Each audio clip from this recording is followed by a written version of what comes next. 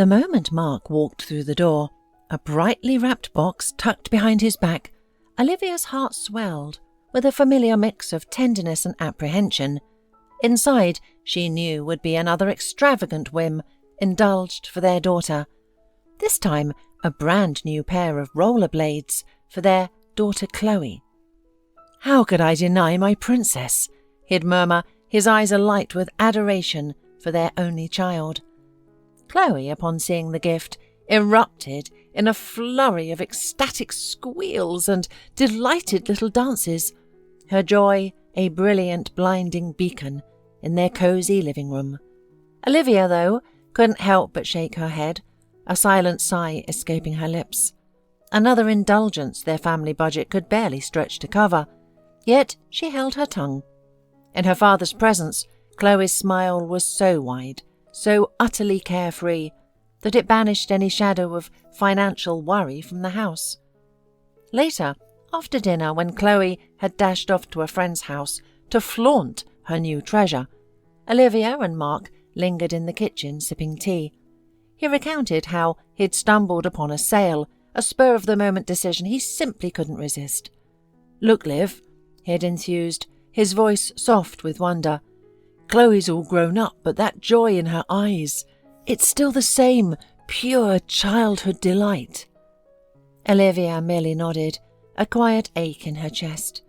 She stayed behind to clear the dishes, the gentle clinking of porcelain filling the comfortable silence, as Mark retreated to the living room to watch TV.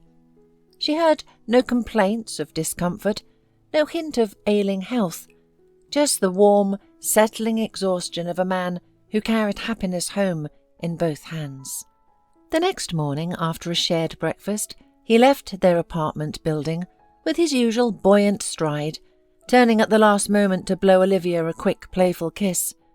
For a fleeting instant, Olivia imagined the gesture lingering in the cool morning air, holding on a beat longer than usual.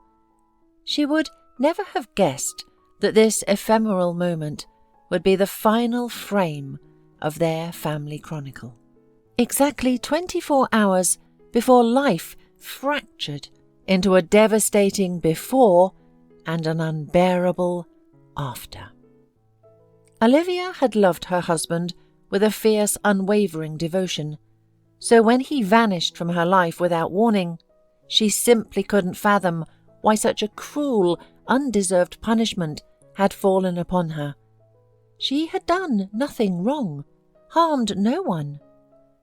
She had a neighbour, Brenda, whose husband drank, a violent, unpredictable storm of a man who often blamed his misfortunes on his wife, his hands quick to lash out.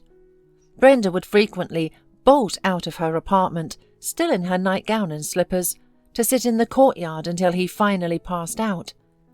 One bitter winter day, Olivia found Brenda shivering in the stairwell, clad only in a flimsy robe and slippers.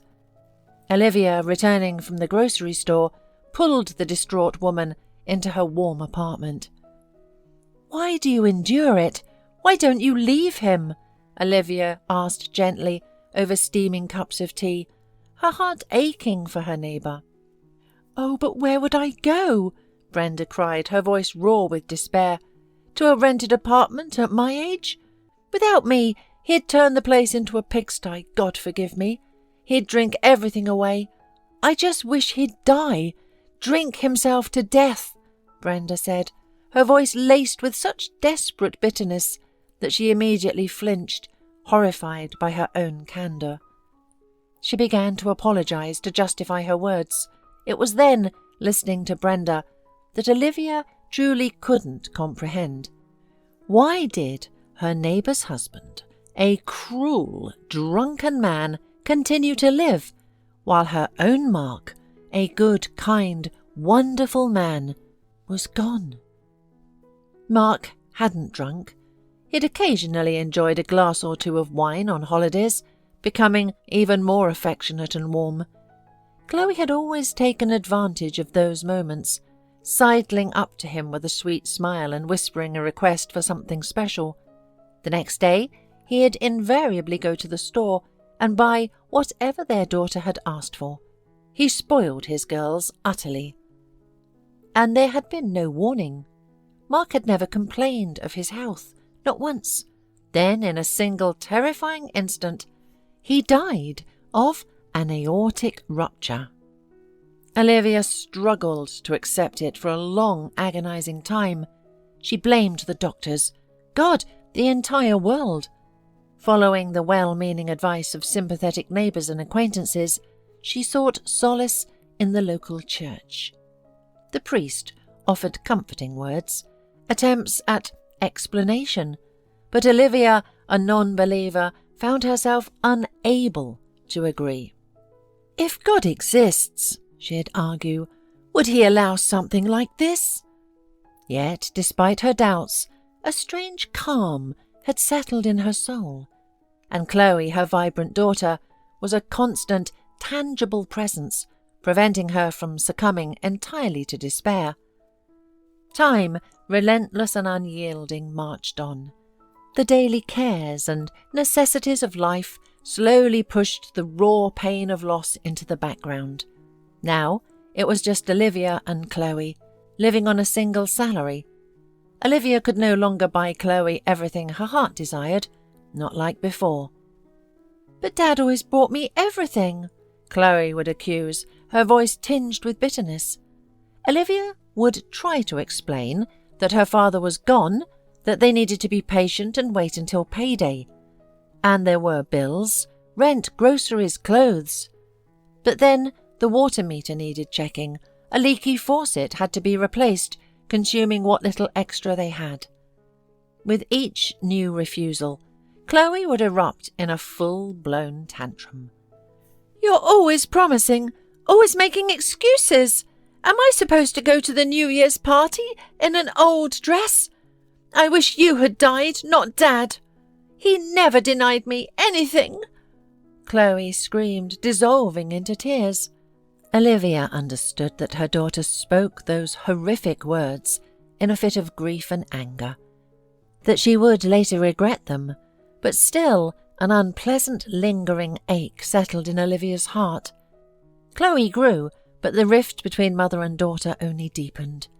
Olivia still couldn't afford to buy her daughter everything she wanted, and a teenager's desires seemed boundless. After graduating from high school, Chloe announced she wouldn't pursue further education. Instead, she'd get a job. She would buy herself whatever she wanted. No matter how Olivia pleaded, even suggesting a part-time correspondence course, Chloe wouldn't hear of it. She found work as an administrator at a hair salon not far from their home. Her salary?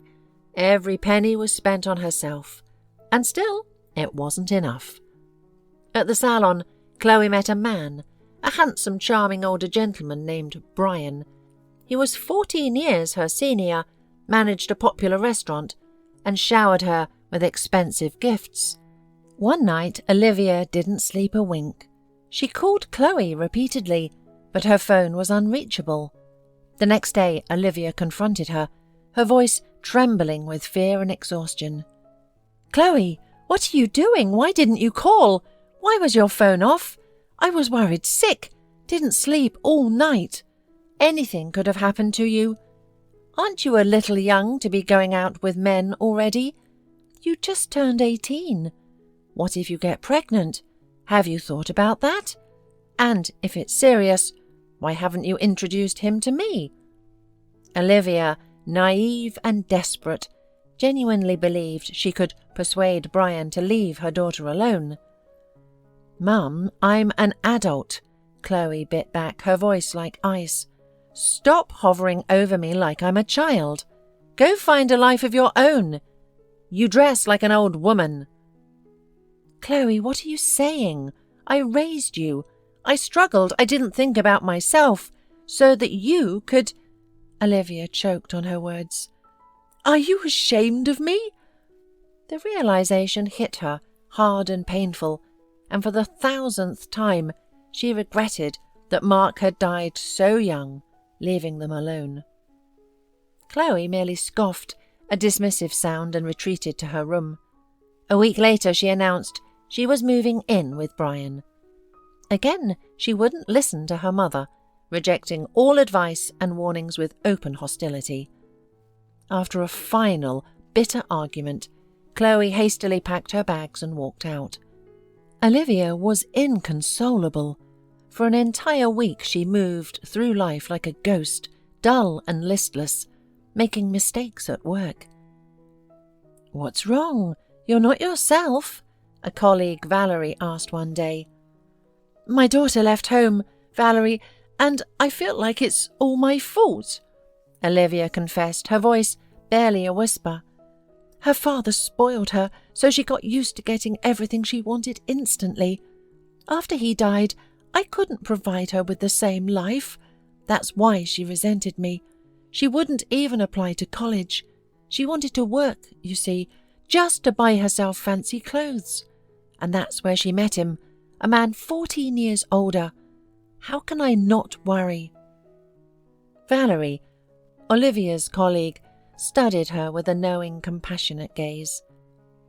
"It sounds like your daughter Chloe feels a paternal connection with him, Olivia," Valerie said softly, her voice seasoned with years of observing human nature. "That's why she was drawn to him. You won't achieve anything with arguments and prohibitions, Liv. You'll only make things worse. I, for instance, didn't allow my daughter to marry young. I told her she needed to get an education first, stand on her own 2 feet, and then think about marriage." "And what happened?" Olivia asked, a flicker of something close to hope, or perhaps just curiosity, in her eyes. "And this," Valerie replied, a wry, almost bittersweet smile playing on her lips. "She got her education, built a career, bought her own apartment, a car. She's smart, beautiful, and utterly alone. She's too picky, and no one quite measures up. I suppose her time for falling head over heels in love, for rushing into marriage, has simply passed. She's well into her 30s now. She's seeing a married man, so marriage isn't on the cards for her. I've even resigned myself to her having a child with him." Valerie sighed, a deep, weary sound. "In short, Olivia, my misguided convictions ruined her life. So don't forbid Chloe from seeing whoever she wants. Today's kids, they mature early. All we can do is worry and pray that, in the end, everything works out for them." After that conversation, a measure of calm settled over Olivia. Perhaps it's actually a good thing that her husband will be older than her daughter. But then the anxieties would creep back in. What if Brian doesn't marry her? That could happen too. Olivia's mind churned with worries and possibilities. But one day, Chloe finally came home, Brian by her side, and announced they were getting married. They'd already submitted their application to the registrar's office. Olivia exhaled, a shaky breath of relief. Brian was, well, he was presentable, pleasant enough, though a little too self-assured for Olivia's taste. Still, it meant everything would be all right.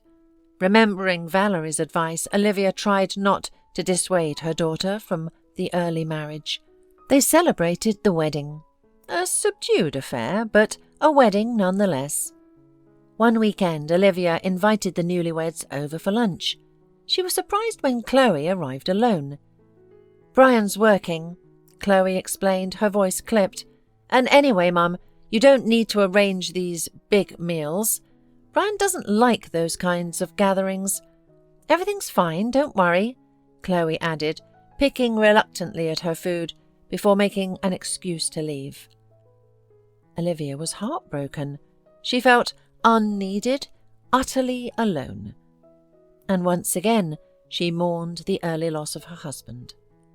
But he wasn't coming back, and it seemed she was destined to live the rest of her days alone. She'd always tried to be on her daughter's side, never scolding her. But why were their relations so strained? It was as if she weren't even her mother anymore. Olivia often pondered this in the evenings, slowly coming to terms with her solitude. Chloe visited her mother rarely and always alone. She never invited Olivia to her own home. She called a couple of times a week, but their conversations were superficial, never truly intimate. After a few routine pleasantries, Chloe would quickly cut the call short, citing busyness. It even began to seem to Olivia that Brian not only avoided her, but also disapproved of Chloe communicating with her mother. She couldn't understand why. Even on Olivia's birthday, Chloe arrived alone. Brian, she said, was working again. Chloe presented a beautiful bouquet of flowers and a new electric kettle. She stayed for a short while, then prepared to leave. "What is it, darling? Why does your husband avoid me as if I have a contagious disease? Is this normal? I just don't understand what kind of relationship you two have." Olivia pressed, her voice laced with a raw hurt she couldn't hide. "Yes, Mum, our relationship is normal," Chloe waved off impatiently. "He just doesn't like these kinds of things. I told you. He just works a lot." Chloe dismissed her mother's concerns once more. When Chloe announced she was pregnant, Olivia's heart soared. Now, she thought, now her daughter would need her. Surely the young couple wouldn't refuse her help. She remembered how difficult the first few months after giving birth had been, even with Mark's unwavering support. Olivia arrived at the hospital for Chloe's discharge. Brian behaved adequately enough. He greeted her, accepted congratulations, but he didn't invite them back to their home. Chloe merely mouthed, with silent apology, for her mother not to be offended. Olivia walked home, swallowing tears. Was this what she had dreamed of when she gave birth to her daughter? No, she hadn't dreamed of anything specific. She had simply desperately wanted a daughter and had strived to be a good mother to her, but clearly she hadn't tried hard enough. A week later, Olivia still went to Chloe's apartment. Didn't she have the right to see her granddaughter?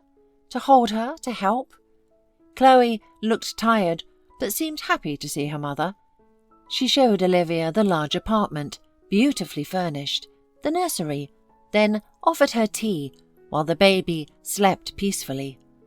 They had named their daughter Kiko. Olivia remained silent, though she couldn't grasp the modern parents' fascination with foreign names. Aren't there enough beautiful traditional names? Olivia felt her daughter's awkwardness. A heartfelt conversation, as always, proved impossible. When Olivia noticed Chloe glancing at her watch more and more frequently, she asked, "What, darling? Is Brian coming home soon?" Olivia's voice betrayed her disappointment. "Yes, Mum. You know, Brian doesn't like guests. You should come when he's not home," Chloe said, her eyes evasive. "Am I a guest, darling?" A lump formed in Olivia's throat at those words. "All right," she said, her voice trembling.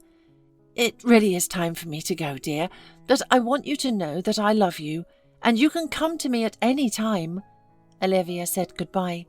She resolved not to impose herself any more. She should be happy that her daughter was managing on her own, but still she missed her. She couldn't resist buying little outfits and toys for the baby. She would stop by for short visits, only when her son-in-law wasn't home. Then one day, Chloe, avoiding Olivia's gaze, told her mother not to spend money on things anymore. Not to buy anything. Brian had noticed and scolded her. He didn't like the little outfits and the penny dreadful toys. "Perhaps I shouldn't come at all anymore?" Olivia inquired, a sting of hurt in her voice. Chloe remained silent. Olivia, like many mothers, made excuses for her daughter, not taking offence. She was used to living alone. During the week, work was her salvation. Weekends and holidays were the hardest. This spring was early and warm. Olivia took long walks in the park on weekends. One day, resting on a bench, she watched a man, a grandfather perhaps, playing ball with his granddaughter, a little girl of about 6. Olivia smiled, mesmerised by their joyful interaction. Would she never get to play with her granddaughter like that? The man noticed her attention, her wistful smile, and approached her. "My granddaughter is running me ragged, and I often see you here. You're always alone. Don't you have anyone?" "I have a granddaughter and a daughter, but my son-in-law isn't pleased to see me," Olivia confessed, a rare moment of openness. "Honestly, I've only seen my daughter's husband a few times in total, when she introduced us at the wedding and when I met them at the hospital after the baby was born." And so, word by word, they began to talk. From then on weekends, they all walked together in the park.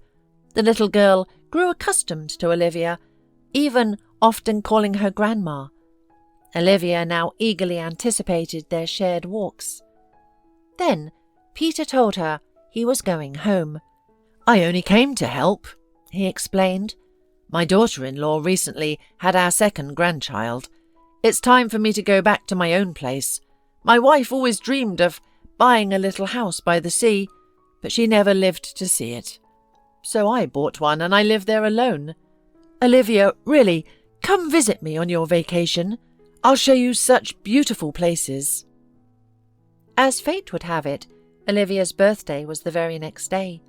She invited Peter and his granddaughter Mary to celebrate with her. They were sitting at the table, sipping tea, when the doorbell rang. Peter looked at Olivia with a questioning glance.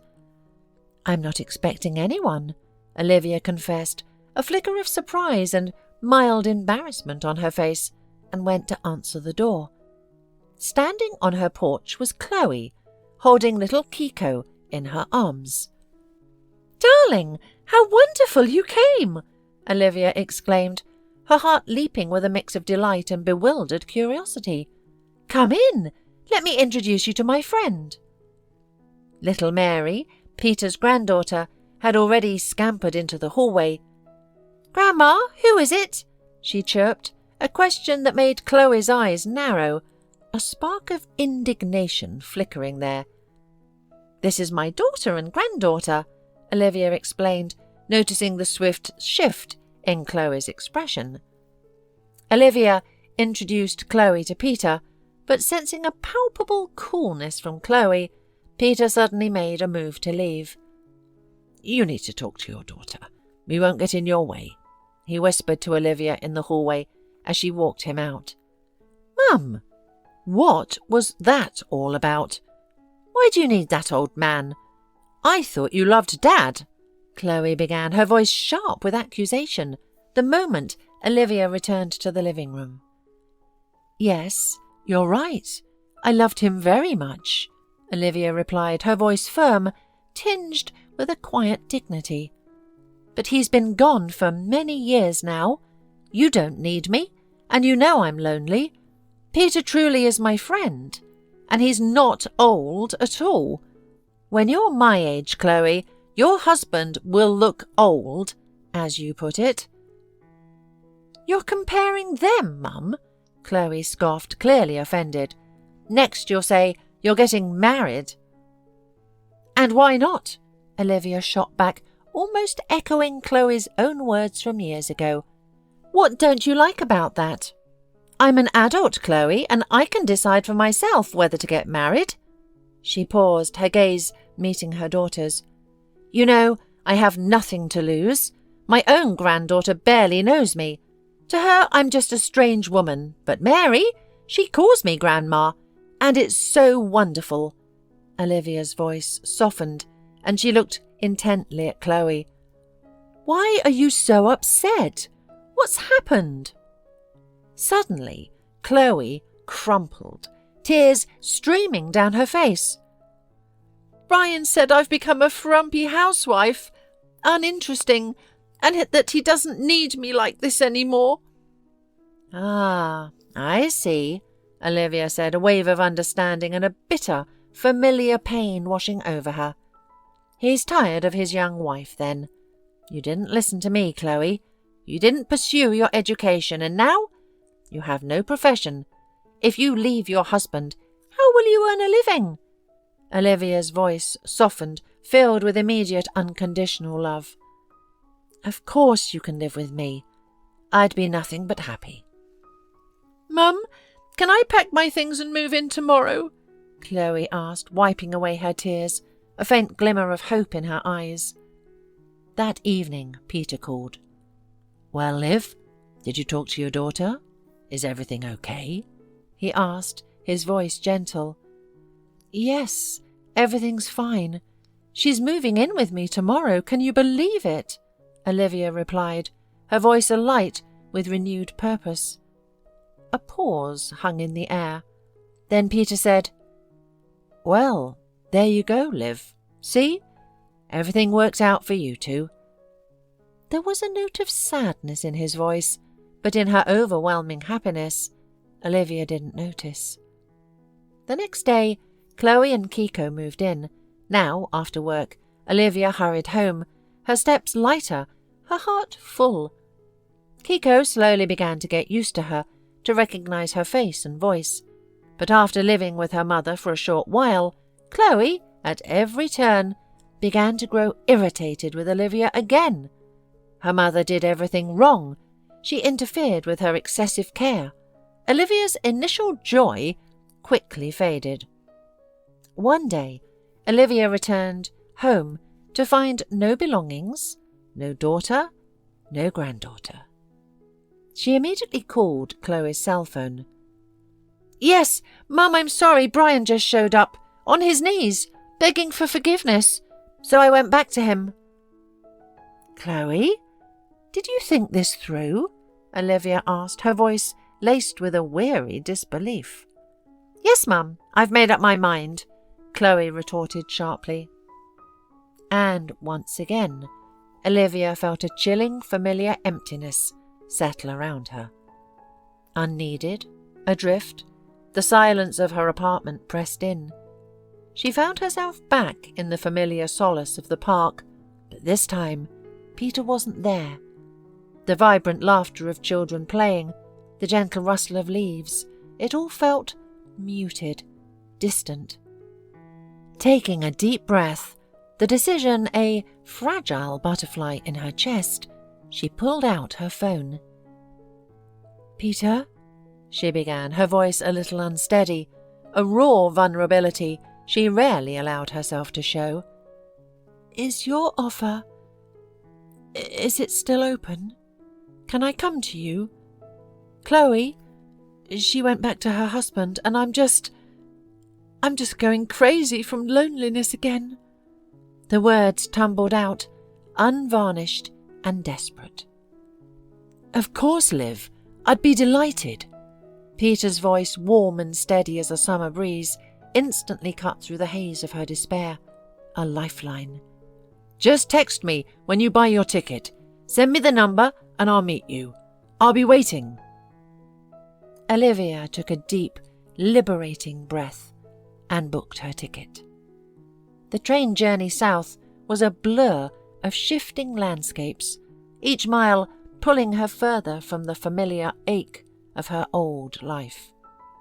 Arriving at the small coastal station, a flicker of doubt, a tiny nagging worry tried to take root. What if he only wanted a housekeeper? But the moment Peter's kind, crinkled eyes met hers across the platform, a genuine, joyful smile spreading across his face, those anxieties dissolved like sea foam.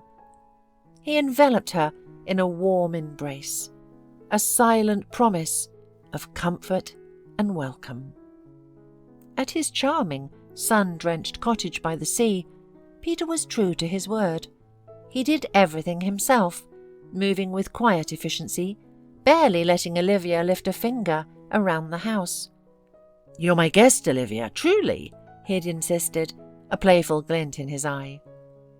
He'd send her and his bright, vivacious granddaughter off to the beach, armed with towels and a picnic basket, while he busied himself with the garden or puttered around the house.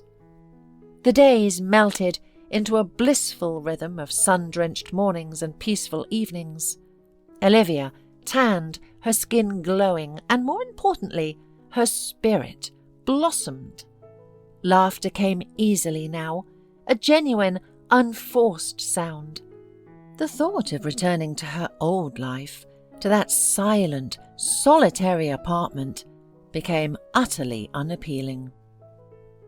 "Then don't go back," Peter said one evening, his gaze intent, holding hers. They were sitting on the porch, watching the waves paint the shore. "You can find work here, and Chloe can come visit us. She loves it here. Tell your daughter and granddaughter visit too." "That's unlikely," Olivia countered, a familiar shadow of doubt momentarily touching her voice. "And on what grounds could I stay? What would people say?" The old worries, ingrained from years of life, tried to surface. Peter simply smiled, his eyes twinkling. "What would they say? They'd say nothing if you married me. Olivia, marry me if you really like me. And what's wrong with that? I have a good pension, I'm a former military man, and there's not much to spend money on here. I have our own garden, fresh sea air." His words were simple, heartfelt, brimming with an understated sincerity that touched her deeply. "I'll think about it," Olivia said, a shy smile gracing her lips, a new warmth spreading through her. She truly, deeply liked Peter. But the day of her scheduled departure loomed, and she still hadn't made a definitive decision. Then, on the very morning she was supposed to leave, her phone buzzed. It was Chloe. "Mum, where are you?" Chloe's voice, tinged with an unfamiliar sadness, crackled through the line. "I came over and you're not there." Olivia's heart tightened. She knew instantly that something had happened. "Yes, I'm not there," Olivia confirmed, her voice softer than she'd intended. "I'm down south with Peter. Why?" "Mum, I left Brian," Chloe blurted out, her voice raw, close to tears. "He controls my every move. He's jealous of everything. I can't take it anymore. Can I stay with you? When are you coming back?" Olivia's heart surged with a complex rush of emotions. Relief, concern, and that familiar maternal pull. Her daughter needed her. Peter, who had been quietly preparing coffee, looked at Olivia with a sombre, knowing expression as she started to gather her few belongings. "Well, are you just going to keep running to her every time she calls, Liv?" he asked, his voice gentle but firm, cutting through her immediate emotional reaction. "Remember, she already came back to you once. How did that end? She's an adult, an independent woman. Even if she doesn't go back to her husband, let her live on her own 2 feet, not under her mother's wing." Peter's words resonated with a clear, undeniable truth. He was right. It was unlikely Chloe had truly changed. Not yet. She would likely become irritated with her mother again, make demands, and drain her spirit once more. That same evening, with a newfound resolve, Olivia called her daughter. "Chloe, you can live at my place for as long as you want," Olivia said, her voice steady, filled with a quiet strength Chloe rarely heard. "You have the keys. As for me—" She took a breath, a triumphant smile blooming on her face. "You can congratulate me, darling. I'm getting married." "Mum, are you out of your mind?" Chloe's outraged gasp echoed through the phone, clearly stunned by her mother's unexpected declaration. "And you, daughter, do you think I'm too old for that?" Olivia countered, a rare, playful spark dancing in her eyes. "I'm only a little over 50, and I have half my life ahead of me. And you, if you're in the mood, take Kiko and come visit us. We have a big house with a view of the sea." That evening, as the sun dipped below the horizon, painting the sky in fiery hues of orange and rose, its last coppery reflections dancing across the shimmering water, Olivia sat on the wide, welcoming porch of the little house by the sea. A contented sigh escaped her lips as she watched Peter, his brow furrowed in gentle concentration, diligently repairing an old wicker lounge chair. The rhythmic creak of the wicker, the distant whisper of the waves, and the quiet camaraderie between them filled the air. In just a few short weeks, this charming cottage had become their shared home, imbued with the soft hum of burgeoning affection. Olivia already knew precisely where Peter's reading glasses were tucked away, and he, without a single prompting word, would intuitively brew her favourite fragrant tea just the way she liked it. A month later, Olivia got a letter. It trembled slightly in Olivia's fingers as she opened it. Chloe's neat, purposeful handwriting filled the page, informing her that she and little Kiko, if Mum didn't mind, would come to visit for the holidays. A quiet thrill, a fragile hope unfurled within Olivia. Then her eyes caught a postscript, scrawled almost as an afterthought. "I've filed for divorce." Tucked inside the envelope, folded carefully, was a child's drawing rendered in bright, hopeful crayons. The vast, welcoming sea, a radiant sun, a little boat bobbing on the waves, and 2 seagulls soaring freely above. Olivia's smile was genuine now, a joyful, unburdened expression that reached her eyes. Peter, wiping his hands on a canvas apron, looked at her questioningly, his steady gaze full of silent inquiry.